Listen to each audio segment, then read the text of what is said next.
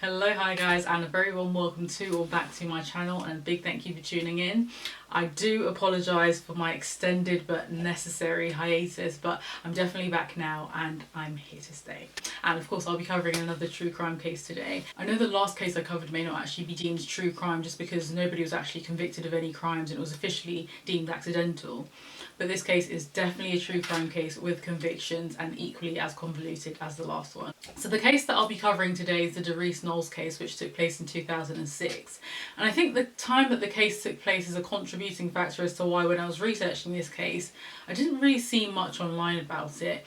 And I think that's also because the case just wasn't really a popular case. So you guys may not actually be familiar with the case, but let's get into what I do know. Darice Janine Knowles was a 22-year-old young lady from Nassau, New Providence in the Bahamas. I may be pronouncing Nassau wrong, but I believe it's Nassau. She was an absolutely gorgeous young lady. She was very attractive with a personality to match. Her family and friends described her as fun-loving and wild. So it made sense to know that Darice actually competed in pageants in the Bahamas, and she actually was the runner-up for Miss Bahamas Universe in 2004. So paired with Darice's good looks and great personality, she was actually a really intelligent young woman. She was studying in university and she was considering the prospects of medical school after. Darice had a lot going for her. She was a very hard-working woman who supported her family. She was never sort of lazing about. So while studying in university, she was working for the Bahamas Host Programme, training hospitality workers in customer service. So as you may know, the Bahamas attracts a lot of tourists. So she was instrumental in upkeeping that standard of customer service for tourism in the Bahamas. All while dating her 27-year-old boyfriend Christopher Pratt, who she more affectionately just called Chris. Chris was also a Bahamian resident. He was a little bit older than Darice, but as I said before, Darice was very smart and very mature, and she admired this maturity in Chris. Her and Chris had a lot of time for each other, and they really enjoyed being in each other's company, as any boyfriend and girlfriend would. Like, they were really happy, and for Darice it was almost like this schoolgirl romance. Like, their families were well acquainted, and it was a very happy, healthy relationship. So it upset Darice to eventually hear that Chris was considering moving to Florida in the USA for a construction job. Like, that was her boyfriend. She wanted him to be accessible. She wanted to be near him.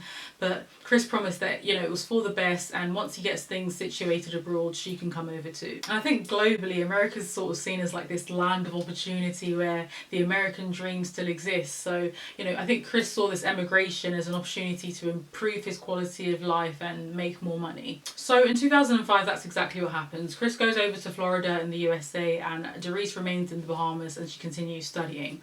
And despite the distance, the two speak often and they do attempt to maintain that spark that they had when they were both in the Bahamas. But once Chris arrives in the sunny state of Florida, there is a cloudy, menacing forecast of what's to come. Now, Cocoa, Florida wasn't the most unsafe place to live, but it definitely wasn't the safest either. Like, it wasn't the most affluent place. Like, it was quite a working class area, and the crime rates in Cocoa were quite high compared to other cities in Florida. So it's no surprise when Chris eventually gets involved with the notorious local drug dealer Vitesse Kirkman.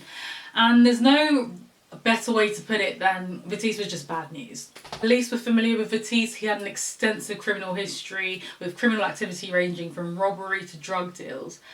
And it is necessary that I add that this wasn't all news to Chris. Back in the Bahamas, he was known as a local drug dealer himself. So when he did propose to Darice that he was coming over to Cocoa, Florida for a new construction job, this was the job opportunity that he was referring to. Anyway, after several months of maintaining this long-distance relationship, Chris and Darice's longing for each other just grew more and more. Like, speaking over the phone just wasn't cutting it anymore. They wanted to physically be in each other's presence. And of course, Chris would ask Darice to come over and visit, but she couldn't because she was studying. So he eventually offered to fly her out. And he said, I'll pay for your ticket. And I don't believe money was the issue for her, but I think, you know, him offering to pay for the ticket and, you know, fly her out just showed how much he wanted, it proved to her how much he wanted her to come. So eventually on February 15th, 2006, Darice leaves for Cocoa, Florida. But she'll never return alive. So upon arrival to Cocoa, Florida, Darice of course stays with Chris, and they're both staying with Vitesse at his girlfriend Tamiko Smith's house. But for Darice and Chris, it was just a matter of reconvening that fairy tale that they were living back in the Bahamas, and they were so happy to see each other again finally that Chris actually asked Darice to stay with him permanently in Cocoa. But Darice couldn't do that. She was really close with her family and she had the responsibility of looking after them, and it just wasn't a good time for her because she was also studying, and moving overseas and starting afresh just didn't make sense for right then. So Darice and Chris just tried to make the most of the time that they still had together during her visit, because in a few weeks Darice was set to go back to the Bahamas. But the 26th of February 2006 was the inception of a series of unfortunate events. So Chris's friend and drug ringleader Darice had a vendetta against a man called Willie Parker that was also from Coco. Willie Parker had previously allegedly made a move on Darice's girlfriend, Tamiko, and I get that no man would like that, but Darice, being the self-entitled narcissist that he is, hated the idea that anyone would even know that Tamiko's his girlfriend and make a move on her. I think it was more about him than her, so he held a grudge against Willie. Darice was respected and feared in Coco. He was known to use violence as a way to assert himself, and he eventually decides that he wants to rob and kill Willie. I suspect that Darice wanted to teach Willie and others in Coco a lesson and probably further consolidate and cement his status and notoriety. So on the night of February 26, 2006, Coco residents are disturbed by this harrowing scene. So Darice stakes outside Willie's house and waits for Willie to eventually approach his car. And of course, eventually when he does, Darice approaches Willie, looks him dead in the eye and fires multiple shots. And Willie dies almost instantly. And Darice's getaway driver and accomplice is none other than Darice's boyfriend, Chris. So the pair rush away from the scene, trying to evade any witnesses. Following Willie's murder, Darice and Chris agree not to speak about the murder further than within their drug ring. So Chris tells Darice nothing and she suspects nothing. So eventually, by March 14th, Darice and Chris want their own space. So they leave Tamiko's house and seek temporary accommodation at Dixie Motel.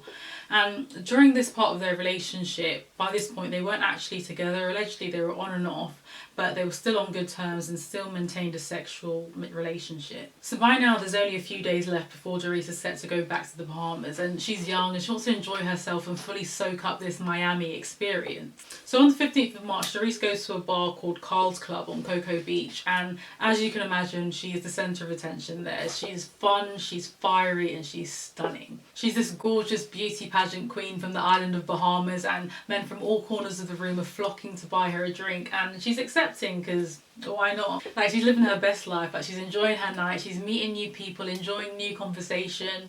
But after all these drinks, she does get a bit too drunk and starts having a bit too much fun. And I did say that she had this wild, fiery side, and that paired with her drunken state, she does become a bit obnoxious, and soon after an argument ensues with the bar manager.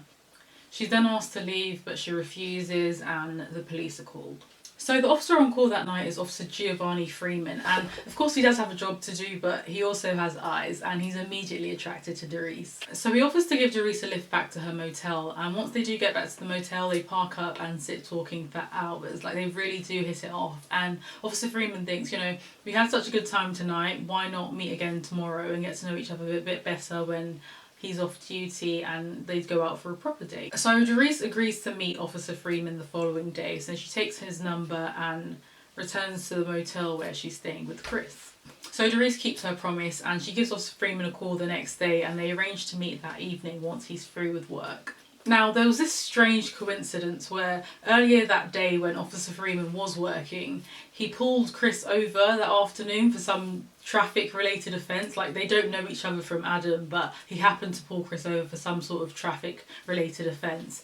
And when he does later pick Darice up that evening, even in his off-duty attire, Chris recognises him as the man that pulled him over that afternoon. So Chris sees Darice entering Officer Freeman's car, and he approaches the car what the hell is going on? Darice, what are you doing with this man? And Darice is just kind of what the hell? Just drive off. This is just my ex-boyfriend. And as a result, Chris is enraged, upset, and probably jealous, and feels somewhat disrespected because she was right. He was her ex-boyfriend and she has every right to see other people. But to see her go off with another man when one, that man was the officer that pulled him over earlier that afternoon. Two, they were still staying together in this motel. And three, his feelings for her probably hadn't just suddenly diminished. And we all know the fragility of the male ego. But yeah, Darice leaves with Officer Freeman and they spend the night together and have a sexual encounter. And Chris is just having a mare. So he then now finds out that he's locked out of the motel that they were staying in. So he calls Darice and says, he's going to need to stay with him. So he meets him at Tamiko's house. And obviously, Darice asks, where's Darice? And Chris explains the whole situation. And he says he was pulled over earlier this afternoon and Darice has now gone out with that same officer that's pulled him over. And the receipt of this information leaves Darice extremely uneasy and very anxious. He doesn't think that this is all just a coincidence. Because as you know, he has an extensive history of crime and he leads a drug ring, so, he suspects that this is all a setup.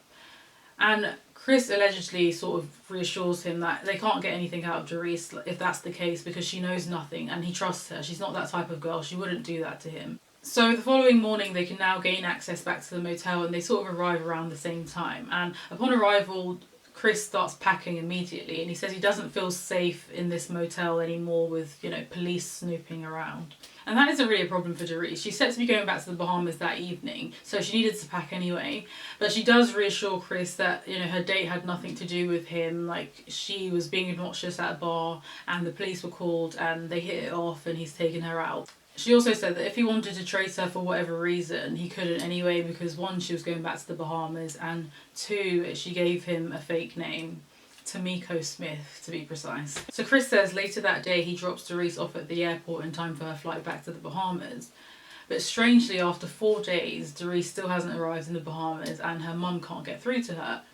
So she calls Chris and asks, have you seen Darice? Like, has she sort of extended her stay? Like, what's going on? I can't get through to her and she's still not here. And Chris says, no, that's strange. Like, he dropped her off a few days ago. Like, she should be back by now and he hasn't heard anything either. And he sounds kind of worried, and he clocks on like she hasn't called him out of courtesy to say, I've landed and things like that. He hasn't heard anything from her.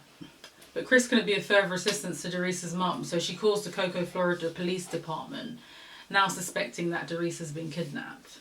So the police investigation begins and the police immediately goes to the motel that Chris was staying at, as he was the last known person that Darice was with. And of course, because Darice's mum had already called Chris prior to the police's attendance, when they do bring up her name, he's very aware of the situation. He says, oh gosh, have you found her? And he's very cooperative, he's very concerned, and he's very engaged and wants to help the police, and they have no real reason to suspect him. He was her on-again, off-again boyfriend who she loved dearly, loved enough to come overseas to visit, and he had a squeaky clean record, so they continued their search. The detectives retrace Darice's steps in the days leading up to her disappearance, and they learn of her encounter with Officer Freeman and bring him in for questioning. And he does advise them of this sexual encounter that he had with Darice on the night following the call for disorderly behaviour. But he says he never saw her after that night and he can't get through to her, and he just assumed that she went back to the Bahamas. And of course the detective had already interviewed Chris and he didn't mention any argument or malice towards Darice. So they thought, it's best we have another chat with him because there's probably something he knows that he's not telling us. Alternatively, it could have been a small argument that Chris just didn't think was worth mentioning, but the detectives thought it was best that they question Chris about it. But upon return back to the motel that Chris was staying at, everything in Chris's room was gone, and of course including Chris. So the detectives put out a bolo for him. In the meantime, detectives saw security footage from the airport and surrounding areas, and they also checked flight documents, and they conclude that Darice did not get on that plane. She didn't leave Florida. So by this point, detectives aren't getting very far with the case. There are no new leads, Chris's whereabouts are unknown, and the case just goes cold. That is until April 12th, 2006, when the Cocoa detectives receive a call from police in South Carolina who had got a tip about 3 men in a car moving drugs to New York. Subsequently, these men are pulled over and they are none other than Darice Kirkman, Christopher Pratt and a man named David Willis. And there are indeed drugs in the car, so the men are arrested. This was great news for Cocoa detectives because they could use this as an opportunity to question Chris about Darice's disappearance, because they did believe that he knew something that he wasn't telling them. So the detectives travelled to South Carolina to question all 3 men, hoping at least one of them will crack and reveal some sort of information that would be useful to the case. Despite being cooperative with detectives previously, Chris remains coy and tight-lipped this time and just maintains that, he drops Darice at the airport and he doesn't know anything about her whereabouts. They then interviewed Darice, and of course this was not his first rodeo. He was very smug. He tried to outsmart the detectives and sort of make them reveal information that they had, whilst he said nothing. When asked about Darice, he says, yeah, that's Chris's girl. She should be in the Bahamas by now. But also maintains that he knows nothing about her whereabouts. But when they interviewed the 3rd man, David Willis, who was actually driving the car when it was stopped, his approach was very different. He was very eager to talk. He just told the police, I know nothing about the drug deals, I'm just the driver. Darice would tell me, the less I know, the better. He then tells the detectives that I can let you know about a murder if it will get me the hell out of here. And of course, the detectives assume that he's alluding to the murder of Darice, that she's been killed. But rather, he continues and he says that Batiste killed Willie Parker, but he had nothing to do with it. Him, as in David Willis, had nothing to do with it, but Batiste had bragged about it to him. This was all news to the detectives because Batiste wasn't even a suspect for the Willie Parker murder, but they thought if they can get that out of him, then they must be able to get some more information about Darice's disappearance.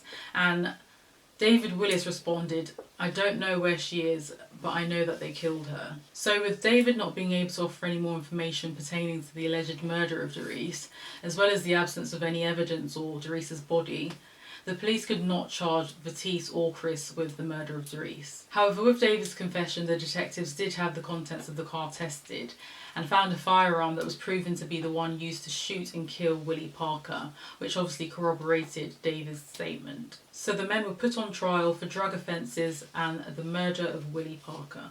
The detectives then informed Darice's family that she is believed to be dead, and of course they had no body and no evidence, but they did believe that Chris had something to do with it. And Darice's mum is absolutely distraught, and if her daughter was truly dead, she wanted nothing more than to at least lay her to rest in a dignified manner.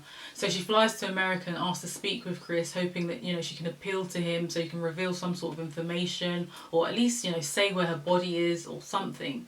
And as I said previously, Chris was very well acquainted with Darice's family, so you'd imagine that if he could offer them this sort of dignity and offer them this sort of closure to this ongoing ordeal, he would if he knew something. But when Darice's mum meets with Chris, he just gets overwhelmed and he starts to tear up, and he maintains that he knows nothing about her disappearance. So whilst Chris is awaiting trial, Batiste goes on trial first, and he's eventually convicted of the murder of Willie Parker in the first degree and sentenced to life imprisonment, and is eventually extradited back to Florida. Ballistics report from the gun found in the car matched the bullets used to kill Willie Parker, and David Willis identified both Batiste and Chris as the pair that carried out the murder. So Chris learns this and observes the situation. He knows that there's damning evidence against him and he does not want to serve life in prison, so he thinks it's time to talk. And they agree to give him a plea deal, but the stipulation of that plea deal was that he must tell them everything pertaining to Darice Knowles and where she is or where her body is. And he agrees to that. But what he reveals is honestly so heartbreaking. So the night Darice went on a date with Officer Freeman just before she was set to go back to the Bahamas was the night that Chris signed her death wish. But what was interesting was that Chris insisted that he committed no crimes out of jealousy, and it was a lot more complex than that. So if you remember that, on that night, Chris was locked out of the motel, so he had to spend the night at Batiste's girlfriend's house. So once Batiste learnt that Darice had gone on a date with the police officer, he decided that she had to go, because he believed that she was working with the police and she would tell the police about Chris and Batiste's involvement in Willie Parker's murder. And Batiste was not about to have that. He was not about to leave any loose ends, so he told Chris that we have to kill her. In other words, we have to kill your girlfriend. Like, remember, this is supposedly Chris's long-term girlfriend that he loves wholeheartedly. So he says that he defends her and he says that she has nothing to gain from this. I don't tell her anything about what we do and she'd never do that to me. She's not that kind of girl. In which Batiste responds, it's either her or both of you. And Chris says to the detectives, we both know what kind of man Batiste Kirkman is, and he was not prepared to disobey him. So on the day that Darice is set to go back to the Bahamas, Chris tells Darice that we're going to stop at Batiste's house first and one of our friends are going to give you a lift at the airport.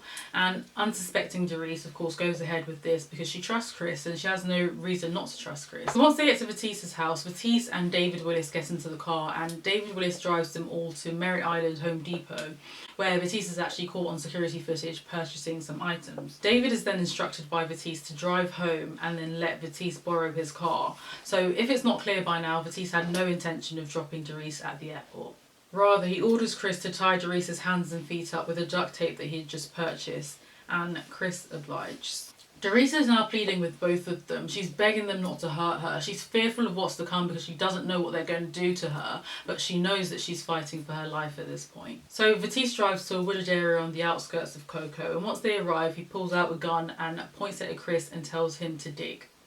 Chris obliges. Once he's done digging, he's instructed to go to the car, get Darice out and put her in this shallow grave. Now, whilst Darice is still alive, Chris prepares ready mixed concrete that Batiste had just purchased from the Home Depot and starts pouring it on Darice's body. starting with her face so he didn't have to see her look at him. Chris said that her eyes were open, a terrified look. Chris then puts nearby dirt on the drying concrete and the grave that he had just dug for his long-term ex-girlfriend. The pair then leave the scene, discarding their clothes at different disposal sites and leaving the gun and the shovel at Tomiko's house. So Chris reveals everything to the police, including the wooded area where they'd find Darice's skeletal remains. Darice Knowles struggled. Her wrists and ankles were bound with duct tape. They said Kirkman killed her in 2006, buried her alive, and tossed her body in concrete. He buried Darice Knowles alive. The evidence you heard from that stand throughout this whole week buries him. An 80-pound bag of concrete for a 110-pound woman mixed with water. That's what he did, and that's what he ordered.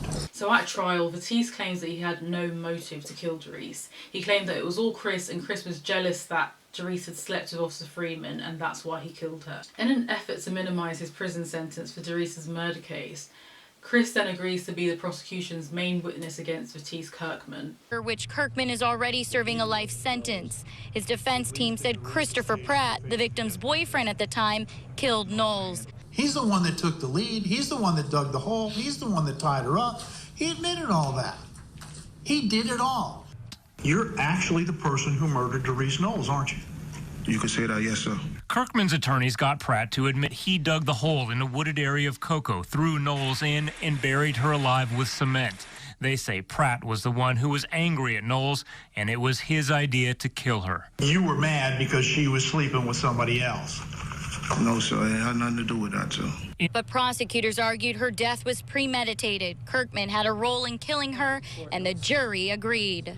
However, the security footage of Batiste at the Home Depot, as well as the receipt of his cash purchase of a shovel, duct tape and ready-mix concrete, as well as the timestamps on that receipt, all confirm that Batiste supplied the equipment to kill Darice Knowles, which would seemingly validate Chris's account of the events, in which he insists that Batiste ordered him to kill Darice. Chris said that he had every intention of taking Darice to the airport that evening, but Batiste just would not drop it, and he was certain that Darice had told Officer Freeman about the murder of Willie Parker. Officer Freeman later testified against Batiste Kirkman, and he did confirm that Batiste told him nothing about Willie Parker's murder. Batiste did poorly attempt to invalidate the evidence by saying that the shovel was given to him by his employer at Rainbow Concrete, but this employer said that that was false and Batiste had never been employed by him. Batiste also had the audacity to ask the judge to hurry the case along because he clearly couldn't bear the unknown. He couldn't bear not being in control of the situation.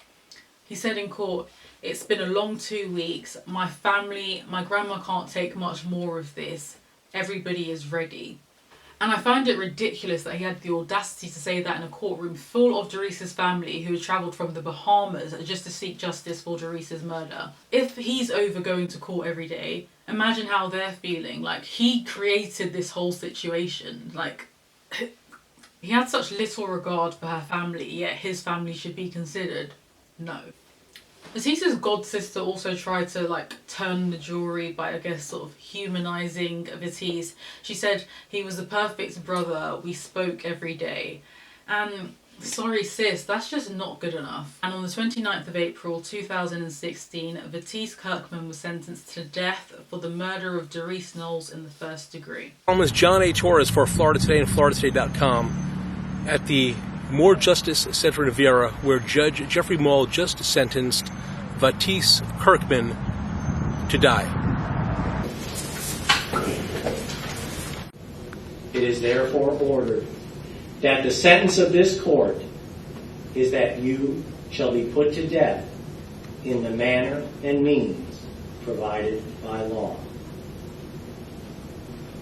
You are remanded in stanter and without bail to the custody of the Sheriff of Broward County, Florida, to be delivered by him to the custody of the Department of Corrections of the state of Florida, to be confined until final execution of this judgment and sentence pursuant to law.